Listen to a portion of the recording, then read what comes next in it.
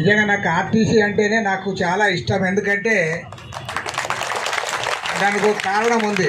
నేను ఎమ్మెల్యేగా ఉన్నప్పటి నుంచి కూడా నేను చూశాను ఆర్టీసీ వాళ్ళని బాగా క్లోజ్గా. నేను ఎమ్మెల్యే కాకముందు కూడా అనంతపురం జిల్లాలో ఎంప్లాయీస్ యూనియన్ రీజనల్ చైర్మన్గా కూడా ఉన్నాను. కానీ నాకు చాలా సంతోషం ఏమంటే ఏ వర్కర్స్ అన్న వాళ్ళు కొద్దిగా అది ఇది ఇట్లా పని కొట్టేది అది ఇది ఉంటుందేమో, కానీ 100% పని చేసే కార్మికులు ఎక్కడైనా ఉన్నారంటే అది ఆర్టీసీలో.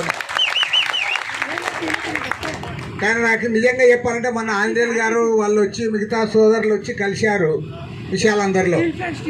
అలా కలిసే వరకు కూడా నాకు తెలియదు ఇది అసలు వీళ్ళకి పెన్షన్ అంతకుముందు రాదు సరిగా అని చెప్పి తెలుసు, కానీ సామాజిక పెన్షన్ అయినా ఇవ్వండి అని అడిగే వాళ్ళని నేను ఇంతవరకు రాష్ట్రంలో ఎప్పుడు చూడలే, మొదటిసారి చూస్తాను.